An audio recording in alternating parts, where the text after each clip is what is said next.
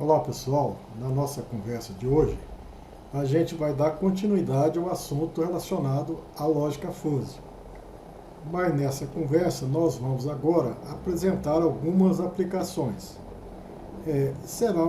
Primeiro, teremos uma aplicação mais para aprender as particularidades e posteriormente uma aplicação mais prática no melhoramento genético. Então nós vamos dar início relembrando o que seria uma arquitetura de um sistema de inferência nebulosa. Nessa arquitetura, a gente imagina que se tem um conjunto de entradas e uma saída, que corresponde a uma variável de tomada de decisão. Nós já vimos, se vamos tratar aqui um exemplo, uma saída que mede, por exemplo, o risco de um empreendimento, se devemos ou não selecionar determinado material genético. E passamos, então, por basicamente 4 etapas. A primeira é a fusificação. Na fusificação, para cada variável, nós estabelecemos o número de conjuntos que a gente imagina existir ali. Por exemplo, floração. Posso imaginar que tem conjunto tardio e precoce. Altura, porte baixo, médio e alto. Teor de proteína, baixo e alto. Adaptabilidade, por exemplo, geral, específico, ambiente favoráveis, específico, ambiente desfavoráveis. Então, nessa fase da fusificação, nós reconhecemos para cada variável os conjuntos que melhor descreve. E, adicionalmente, as funções de pertinência associadas a valores, que pode ser valores reais ou valores percentuais. Posso imaginar que varia de 0 a 100, de 0 a 1. Então, a menor altura é 0, a maior altura é 100. Então, pode estar normatizado ou não. Após a primeira etapa de fusificação, inicia a segunda etapa de inferência. Nessa etapa de inferência, a gente coloca as nossas regras, aquelas que devem ser determinante para se ter um resultado final na minha variável resposta que me permite tomar certa decisão. Então, a inferência, nós vamos então ter uma série de regras que devem ser bem claras e não devem ser redundantes. Com base na função de pertinência, nas curvas de pertinência e nessas regras, nós então agregamos todas as informações de forma que a gente possa ter o input e ter o valor final da agregação. Essa agregação, se a gente retornar o valor em valor na minha variável resposta, esse procedimento, que pode usar várias estratégias, várias estatísticas, da média, do centroide, da quantidade de valores máximos ou mínimos de pertinência, essa etapa denomina-se, então, defusificação. Então, nós vamos entender cada uma dessas etapas numa determinada aplicação. A nossa aplicação vai ser um sistema de inferência Mandani, existe outros, mas com base a esse você consegue aprender facilmente outros sistemas. Vamos considerar agora o objetivo de analisar projetos de empresa para determinar um risco. Então, a variável resposta vai ser o risco. E nós vamos imaginar que existem 2 variáveis de entradas que vão impactar o risco do seu empreendimento, que é a quantidade de dinheiro que o indivíduo dispõe para aplicar na sua empresa e a quantidade de pessoas em que vão estar envolvidas nesse projeto, que vai ser certamente um custo adicional. E vamos imaginar que existe uma base de conhecimento. Essa base de conhecimento refere-se aí à experiência que a equipe tem, que a empresa tem, ou que o analista tem a respeito desse problema. E a gente vai, então, partir de 3 premissas. Se o dinheiro for adequado, ou o pessoal for baixo, não demandar um grupo enorme de indivíduos, nós vamos imaginar que o risco vai ser pequeno. Se o dinheiro é médio e o pessoal é alto, o risco é normal. E se o dinheiro for inadequado, então a gente parte da premissa que o risco é alto. Mas nós temos então uma questão prática. Vai imaginar que o empreendedor ele tem, né, de dinheiro 30% do desejável. E a equipe está constituída de 50%, 60% do que seria o ideal recomendado para aquele empreendimento. Nós precisamos, então, quantificar o risco. Então, veja que nós temos aqui variáveis de entrada, dinheiro e pessoal. Nós temos a variável de resposta, que é o risco. E quando eu for fazer a defusificação, eu tenho que responder uma questão bem objetiva. Quantos por cento eu imagino ser o risco, dado que eu tenho esses valores de entrada? Bom, como é que nós podemos responder a essa questão? Nós vamos estabelecer o nosso controlador FOSE. E para isso, nós vamos fazer uso do MATLAB. Pois bem, então nós temos aqui, no fundo, o programa Gênesis. Vão dar acesso ao MATLAB.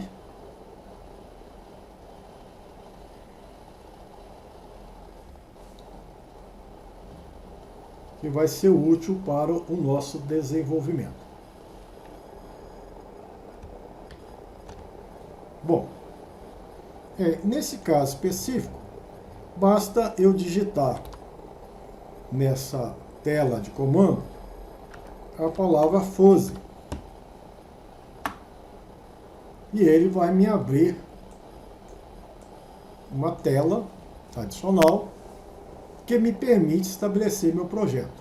Bom, o que eu vou fazer nessa tela adicional?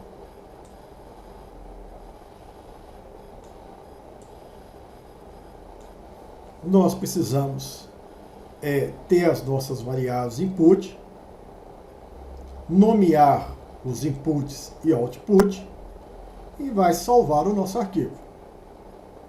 Então, como eu sei que são dois inputs, eu vou adicionar uma variável, que nesse caso é uma variável input. E vou dar nome, né? Esse primeiro input, o nome, é dinheiro. Esse segundo input representa pessoal. E esse output representa o nosso risco. Então está denominado. O nosso projeto pode ser salvo. Vou exportar para um arquivo lá na pasta Trabalho 10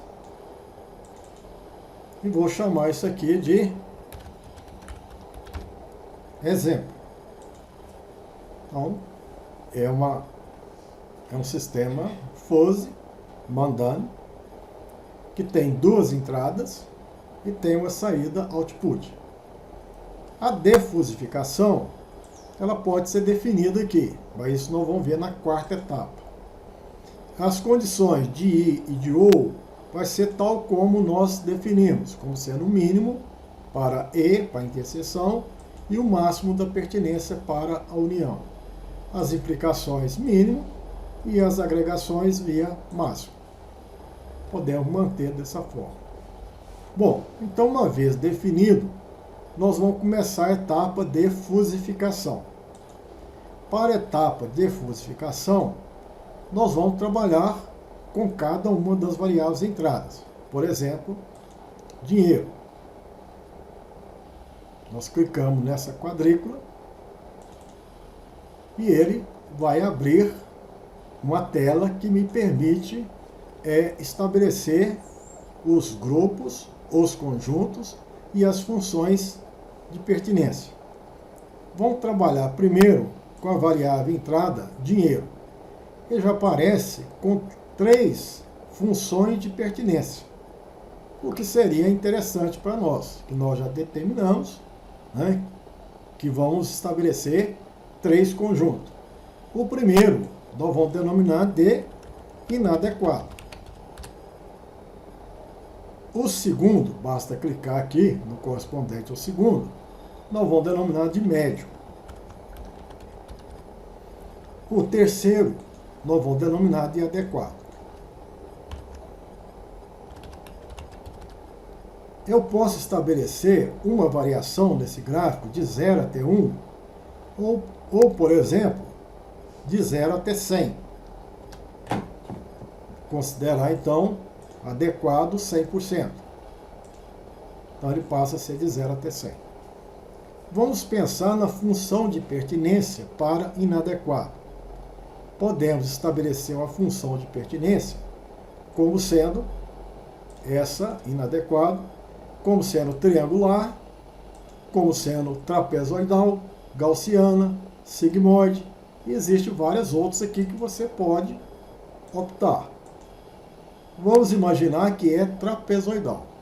E aí, então, eu vou definir com a minha experiência, né, o quanto que seria inadequado. Por exemplo, uma taxa até de 50%, eu posso imaginar que é inadequado. E até mais ou menos aqui uns 30%, um platô, e a partir daí decresce como sendo inadequado. A função de pertinência para a classe média, para o conjunto médio, vamos adotar o triangular mesmo. E aí definir que a partir de determinado ponto, ele começa a ter pertinência alta, depois decresce até determinado valor. E o adequado, que seria o último, eu vou escolher uma outra função de pertinência trapezoidal. E aí imaginar que mais ou menos 80%, aqui começa a ser adequada a partir de 50%. Então essa configuração, essas funções de pertinência, você vai estabelecer, né, e vai ajustando de forma que no final você acha que o seu controlador fosse, e ele está fazendo previsões adequadas. Você vai fazendo ajustes até chegar no melhor desempenho do seu controlador. Bom, com relação ao pessoal, nós clicamos aqui, verificamos que existe de início 3 funções, mas me interessa dizer que eu tenho apenas 2. Vamos finalizar aqui, arrastar para cá e chamar essas informações.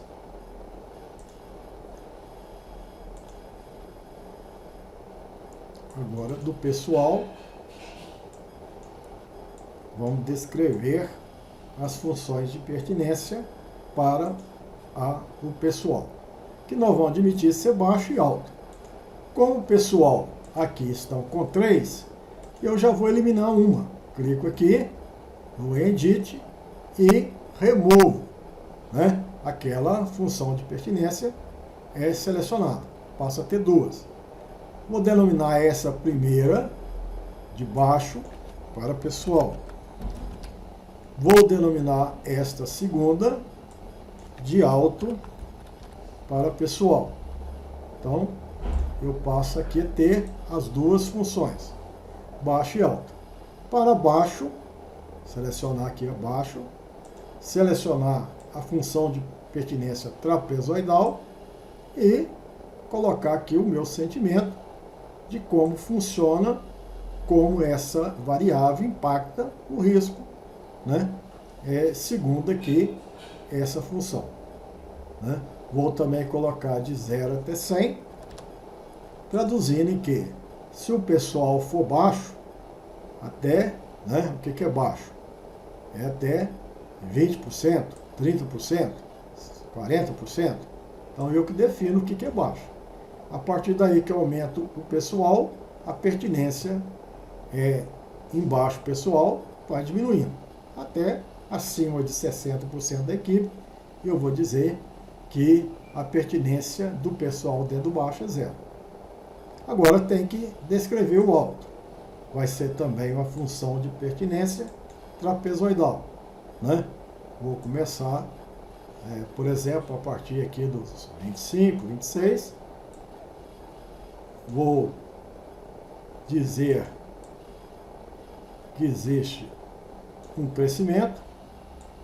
Posso até excluir essa parte final e imaginar que a partir desse momento eu tenho um platô que atingiu ali a pertinência igual a 1. Especifico e posteriormente posso até fazer mudanças. Com relação ao output do risco, também já existe 3, eu poderia aumentar, poderia excluir as funções de pertinência, mas como existe 3, vou denominar a primeira como sendo baixo, a segunda como sendo médio e a terceira como sendo alto. Certo? O baixo, vou definir a função como sendo trapezoidal, adotar a configuração que eu imagino ser a mais apropriada. O médio, vou manter o triangular, colocando aqui mais ou menos em torno de 70, aqui iniciando mais ou menos em torno de 30, e o conjunto alto, vou imaginar que seja trapezoidal. Começando aqui, próximo ao 50. Então estaria finalizada. Vou definir aqui a variação de 0 até 100. Este aqui também de 0 até 100 e este de 0 até 100. Nominado, estabelecido o número de grupo e estabelecida a função de pertinência. Essas atividades correspondem à fase de fosificação. Então, a arquitetura da rede está montada, do controlador FOSI está montado, a fosificação está finalizada. Bom, eu retorno e vou agora fazer a etapa de inferência. Na inferência, eu devo incorporar dentro da minha topologia as minhas regras. Veja que eu estabeleci 3 regras. Uma envolvendo o operador OU, outra envolvendo o operador e a outra um fato. Então a primeira regra diz, se o dinheiro, então vem cá na área de dinheiro, for adequado, vou clicar aqui em adequado. Ou, então o operador aqui, a conexão ou. O pessoal já está marcado aqui embaixo, então nós temos os antecedentes, então, consequente, o risco é baixo. Eu vou adicionar essa regra. Se dinheiro é adequado ou pessoal é baixo, então risco é baixo. Posso até dar um peso para essa regra. Essa regra pode ser ter um peso maior do que uma outra que eu implementar. A segunda regra, eu imagino que se o dinheiro é médio, a conexão é E, de interseção, o pessoal é alto, a consequência é que o risco é médio. Vou adicionar essa regra. Se o dinheiro é médio e pessoal é alto, o risco é médio. Posso deletar, posso mudar a regra. E a terceira regra, se dinheiro inadequado então, aqui o pessoal, nenhuma inferência sobre o pessoal, então o risco é alto. Então, se o dinheiro é inadequado, não vou ter nenhum operador, porque aqui não há nenhuma associação com o pessoal, e adiciono então a regra. Se o dinheiro é inadequado, então o risco é alto. Veja que as minhas regras devem ser um número suficiente, adequado, que não exista sobreposição, redundância e que não exista falta de informação para o processo de tomada de decisão. Resolvido. Então nós temos a fusificação pronta, a inferência pronta e agora, né, nós precisamos passar para a fase de agregação. A fase de agregação é simplesmente ver as regras sendo aplicadas. Nós vamos dar um exemplo aqui, nós vamos visualizar aqui que fica mais fácil. Bom, nós temos então na fase de fusificação as funções para dinheiro, pessoal e risco. Nós temos que responder a questão, se o dinheiro for 35%, então por isso que nós colocamos em porcentagem, e o pessoal for 60%, o que nós teremos de risco? Então, se o dinheiro, nós vamos seguir esse exemplo que não necessariamente tem os mesmos limites do exemplo que nós estamos fazendo. Então, se o dinheiro é 35%, se tiver marcado 35%, se eu projetar aqui, eu percebo que nessa função do médio, o valor é 0,25. Então, a pertinência do dinheiro para o médio é 0,25. E para o inadequado, a pertinência, esse MI de inadequado, para dinheiro é 0,75. E a pertinência desse valor para esse conjunto adequado é 0, porque não tem projeção. O pessoal sendo 60%, se eu marcar 60%, eu vou projetar aqui no baixo, vai dar um valor de 0,2. Então, a pertinência desse indivíduo no conjunto baixo, ele tem pertinência de 0,2. A pertinência desse indivíduo no conjunto alto tem 0,8. Então, o que significa agregar? Agregar tem que ser feito segundo a regra. E a primeira regra diz que se o dinheiro é alto, é adequado, ou o pessoal é baixo, então o risco é baixo. Então, veja, se eu pensar no dinheiro de 0,35, né, e isso significa o pessoal é baixo. No pessoal eu coloquei 0,35. No adequado ele tem a pertinência de 0. Certo? A pertinência foi 0. E no pessoal a pertinência foi 0,2. Como na regra ou, eu uso o máximo. Entre 0 e 0,2, a solução vai ser 0,2 no risco. Então eu vou projetar daqui até o risco, principalmente do risco baixo, o valor de 0,2. Então essa área aqui vai até esse risco baixo. Então estou fazendo a agregação. Essa regra está sendo transferida a informação, está agregando para a função risco no conjunto baixo. Eu tenho outra regra, né? A outra regra é a regra 2. O dinheiro é médio e o pessoal é alto. Se o dinheiro é médio, para esse dinheiro, né, no conjunto médio, a pertinência é 0,25.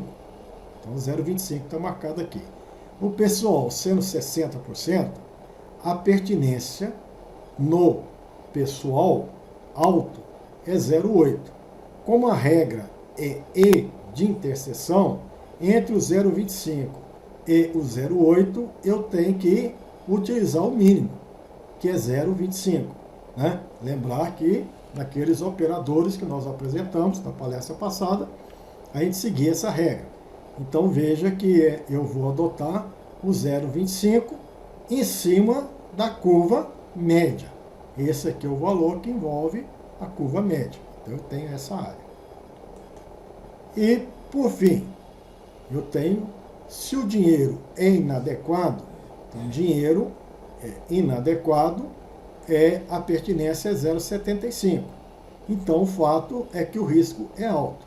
Então, eu vou lá no risco alto, na linha que corresponde à pertinência de 0,75 e marco essa área.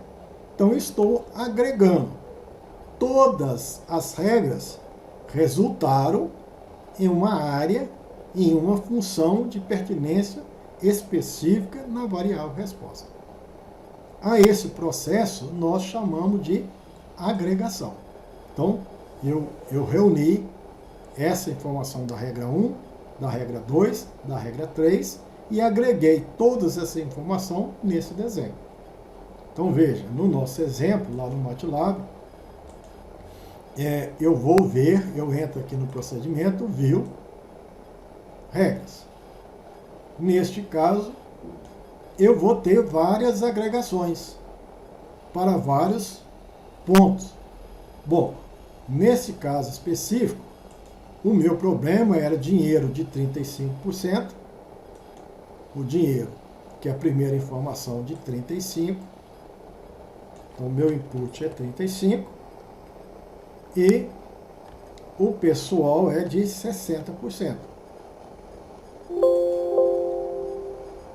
Então, se eu marcasse aqui dinheiro de 35 aqui, né? 35.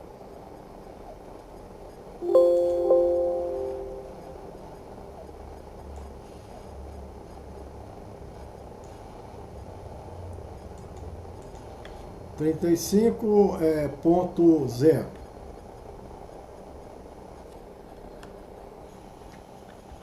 E 60.0, aqui ele está, mas se eu especificar aqui que é 35, ou aqui cerca de 60,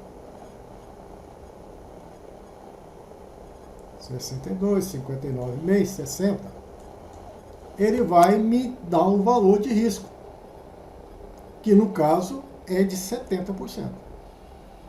Então eu entro aqui cerca de 35, 36%, 35%, aqui 60%, basta digitar aqui os números, né? Aqui separado de ponto e vírgula, e eu vou ter então esse valor que é liberado, o risco, é o valor liberado pela defusificação. E essa defusificação está seguindo o método do centroide. Então, no nosso exemplo aqui, eu tenho essa etapa, que é a etapa da agregação, e a defusificação, ele vai aqui me dar um valor, né, que eu vou definir, 30, 35, e vai voltar aqui uma taxa. Essa defusificação, existem vários métodos que me permite calcular. Um método é a soma dessas áreas médias, né, dessas fusificações ponderada por esses valores. Então, tem fusificação de cerca de valor para o valor 10, o valor 20, o valor 30, o valor 40, fusificação em torno de 0,2. Para o valor 50, 60, 70, eu tenho fusificação em torno de pertinência em torno de 0,25. 80, 90 e 100, eu tenho valores em torno de 0,75. E divido pelo peso de cada um, que é 0,2, 0,25 e 0,75. Tem um valor, que é o valor representativo do centroide, daria 70,4. Tem várias maneiras de calcular, de representar esse valor que representa a defusificação. Então, com essa entrada, a gente define, né, que o valor do risco do meu empreendimento, entrando com dinheiro inteiro em torno de 35% e pessoal em torno de 60%, eu teria um risco em torno de 70%. Uma outra visão é da superfície, para que eu tenha uma visão geral de tomada de decisão, onde eu vou entender, né, o que acontece quando o dinheiro é insuficiente, quando o pessoal o que determina o risco ser alto, o que determina o risco ser baixo. O risco baixo, né, é eu não ter problema com o pessoal e eu ter muito dinheiro. Né? Então, esse aqui seria a situação mais favorável. Eu posso salvar esse controlador e sempre que eu desejar, eu entro, informo os valores de entrada, né, e tem a consequência no meu valor de risco. Então ele vai me fornecendo aqui, à medida que eu aumento o pessoal, à medida que eu diminuo o pessoal, o meu risco aumenta, à medida que eu aumento o dinheiro, o meu risco diminui, e assim vai, eu tenho um processo de tomar a decisão via um controlador Flood. Bastante simples, bastante interessante. Eu tenho aqui um outro exemplo da mesma natureza, onde a gente considera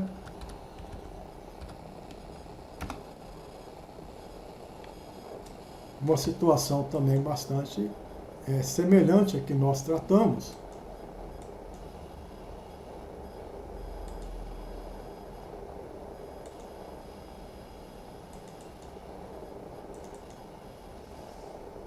que é um exemplo de tomada de decisão de um indivíduo quando ele vai ao restaurante.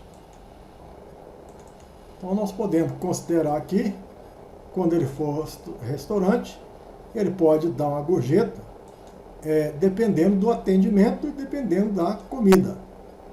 Ele pode ter um atendimento padrão, vamos colocar aqui um atendimento padrão, normal, que se espera, ou um atendimento, digamos, do garçom, do gerente, mais atencioso. Podemos dizer que ele gostou da comida, uma comida ruim, ou uma comida boa, uma comida saborosa, que vai mais do que a expectativa. Estão vendo aqui funções de pertinências gaussianas, né, que está sendo usada, ao contrário do que nós usamos anteriormente, que foi a triangular e a trapezoidal. E a gorjeta você pode ser sovina, ou não dar gorjeta, ou pouco valor, razoável e generosa. Vamos pensar aqui numa variação de 0 até 100, ou de 0 até 1. Então o valor que você normalmente dá de gorjeta, você pode dar 100%, 40%, 10%, dependendo desse processo de tomar a decisão. Então existe aqui algumas regras, né? Vamos ver as regras que você pode adotar. Se o atendimento é padrão ou a comida é ruim, a gorjeta é sovina, não há por que premiar. Se o atendimento é atencioso, digamos, a comida é boa, a gorjeta é razoável. Se o atendimento é atencioso, a comida é saborosa, a gorjeta é generosa. Imaginar dessa forma, e você então pode tomar a sua decisão. Você vai ao restaurante e você vai dar nota ao atendimento. Qual a nota você dá ao atendimento? Uma nota 7, 0,7. Com a comida, a nota que você dá para a comida, digamos, 0,75. Então a gorjeta vai ser 84,5% do valor que você, máximo que você pretendia dar de gorjeta quando a comida fosse excelente e o atendimento fosse excelente. Então você pode ter um controlador para tomar decisão para você. Pois bem, isso aí é apenas para vocês ver o controlador sendo desenvolvido, o uso de funções de pertinência diferenciada, mas o procedimento é exatamente o mesmo. Nós temos mais uma aplicação que a gente gostaria de tratar nesse momento, em estudo de estabilidade e adaptabilidade. Então, estudo de estabilidade e adaptabilidade é bastante comum quando você pretende lançar variedades. Normalmente são feitos ensaios em vários ambientes, esses ambientes podem ser anos, podem ser locais, e você faz então um estudo de estabilidade e adaptabilidade. Existem vários métodos. 2 métodos que a gente tem implementado aqui, o método Lean-Beans e do Eberhard-Russell. Vamos pensar no método Eberhard-Russell. O método Eberhard-Russell, você faz o processamento e você gera uma série de informações. E essas informações você vai ter que tomar decisão. Pois bem, como é que funciona isso? Vamos agora fechar aqui o MATLAB e vamos imaginar que você está fazendo uma análise de estabilidade e adaptabilidade. Vamos aqui no procedimento de biometria, estabilidade e adaptabilidade, por regressão. Então, pensar aqui em análise de regressão via Eberhard-Russell. Você tem o seu arquivo de dados, né, que nesse caso aqui é um arquivo em que você avaliou vários genótipos. Esses vários genótipos são 8 genótipos em 6 ambientes. E aqui você tem algumas variáveis. Produção e aquelas que você achar que é importante. Então você declara seus parâmetros, né? Existe o seu arquivo de médias, do seu genótipo nos vários ambientes. Você já deve ter feito uma análise de variância prévia, já deve ter gerado um arquivo de variância com variância residual. E o programa identifica que você tem 2 variáveis, 8 genótipos, 6 ambientes, e aqui você fornece quantas repetições que deram origem àquelas médias. Também os graus de liberdade do resíduo. Isso aqui nem é necessário para aquilo que a gente pretende agora. Mas se você quiser fazer teste de hipótese, você teria então informações do resíduo, dos graus de liberdade e da repetição, que seria interessante. Então, temos aqui o nome das variáveis, nesse caso produção e altura, me interessa a variável produção. Vou fazer o método Eberhard-Russell, bastante utilizado para esse fim. Então veja, é feito uma análise de variância, com as fontes de variações que você vai interpretar, mas o importante é que saia aqui um quadro de resultado. Bom, e aí você tem que tomar decisões. Você tem uma variável de entrada, que é a média. Então nós temos aqui a média geral do ensaio, 436, tem indivíduos com a média acima, a média abaixo. Então a média é algo que você observa, você quer um material que produz bem. Bom, você tem um coeficiente de regressão, B1, que a literatura nos recomenda fazer uma análise. Se o B1 é igual a 1, né, uma média alta, ele indica uma adaptabilidade geral. Se o B1 é maior que 1, com a média associada a uma boa média, adaptabilidade específica ao ambiente favorável. Se o B1 é menor que 1, média alta, específico ao ambiente desfavorável.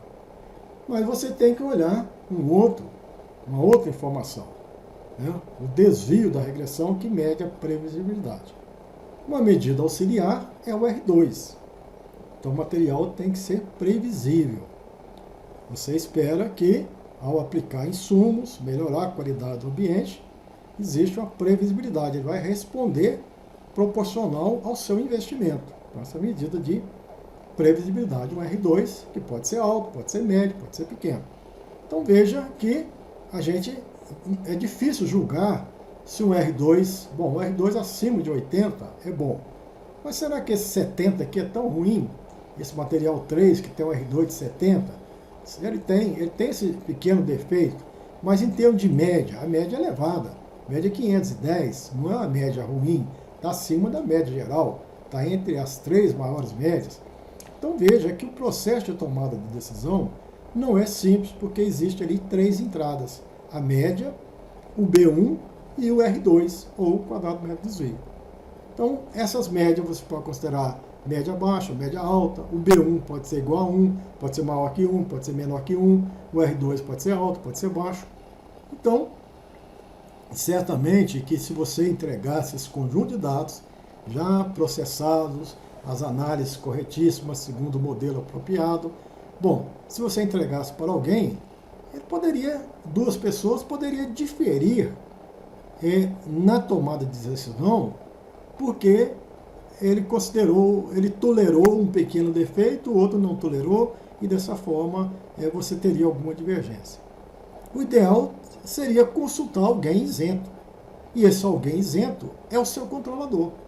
Você pode desenvolver um controlador dentro das suas regras, que ao inserir essas informações, ele classificaria, ano após ano, experimentos semelhantes, que via ensaios comparativos de milho, precoce ou tardio para a região centro, sul, centro, norte, nordeste, não sei. Então, para aquela você tem um controlador específico. Então, como é que nós fazemos isso? O programa Gênio, já pensando nessa possibilidade, ele faz toda essa análise e libera para você um arquivo que tem esses resultados e destinado a você fazer análise com o controlador FOSE que nós desenvolvemos, né? O nosso colega hoje, professor da Universidade de Lago, o professor Vinícius, desenvolveu e nós incorporamos, né, na sua tese, o controlador FOSE para tomar decisão de resultado de EBRA e RUSP. Porém, pois bem, então você tem aqui o resultado, você entra no procedimento de inteligência computacional, MATLAB, e aqui você tem o FOSE, EBRA e RUSP, e FOSE LINBIS, EBRA e RUSP, que também tem um arquivo lá destinado a fazer análise. Bom, então a gente passa a ter uma tela como essa, onde você considera a média, a média variando de 0 até 100, o que é uma média alta, o que é uma média baixa, né, acima de 50%, abaixo de 50%. Você pode adotar critérios flexíveis, variável, dependendo da cultura que você estiver trabalhando, e você então vai descrever as suas informações. Então nós vamos chamar aquele arquivo, salvo, lá no procedimento de EBRA e RUSP, né, você pode até olhar esse arquivo se desejar. Aqui nós temos informações da variável 1, da variável 2, aqui da média, dos beta, aqui do R2, existe uma linha adicional aqui de resíduo, e aí a gente pode processar a análise. Pois bem, existe aqui dois sistemas, FOSE, Mandani e Sugeno, é bastante semelhante no seu processamento, do seu resultado, e aqui nós especificamos que a partir de 50% é relativo, não é 50 unidades, nós convertemos de 0 até 100, o maior, menor valor, e o R2 também, você pode alterar e processar os seus dados. Então, nós não estamos fazendo nenhuma análise adicional. Nós estamos convidando um controlador para que ele possa nos auxiliar no processo de fosificação. Pois bem, é feito e gerado o resultado.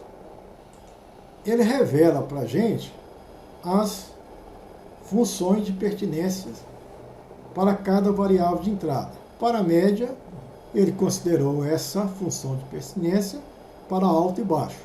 Veja que o ponto aqui de corte foi 50. Para o R2 também considerou pequeno e alto. E para o B, ele considerou igual a 1, menor que 1 e maior que 1.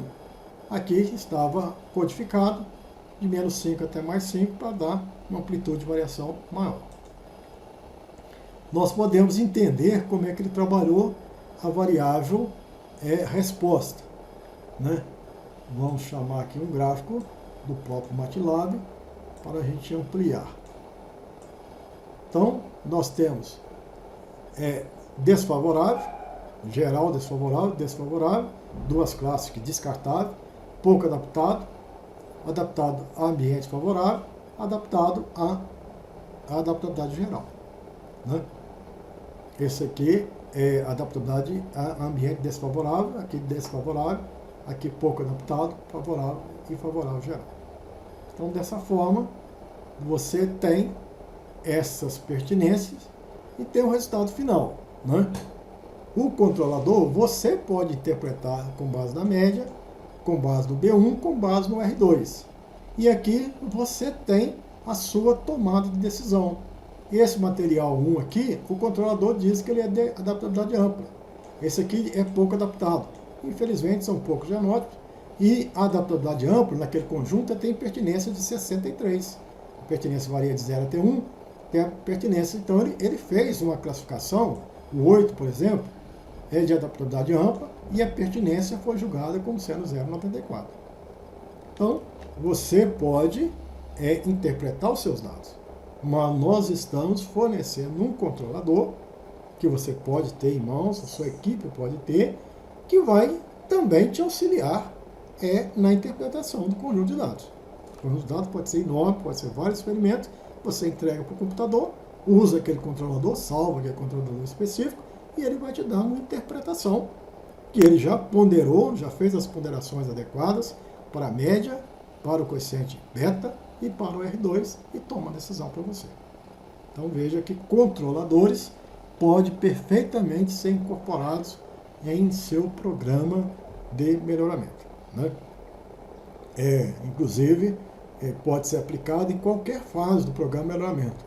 Mesmo aquela fase em que não existe a experimentação, mesmo aquelas fases que você vai ao campo para fazer avaliações visuais, você pode perfeitamente ir ao campo e trazer informações de plantas que são tolerantes, são susceptíveis à doença A, doença B, praga A, praga B, um aspectos gerais, e você colocar, e como é que você decide com esse conjunto de informações que os bons melhoristas vão a campo e ponderam esse conjunto de informações visuais e tomam decisão. Você pode ter o seu controlador por meio de informações vagas, imprecisas, incertas, mas que pode ser traduzida em uma linguagem específica, e você pode então tomar a decisão. Ou seja, o seu controlador ele passa a ser mais um membro da sua equipe em procedimento de tomada de decisão. Pois bem, minha gente, era isso que eu gostaria de apresentar, né?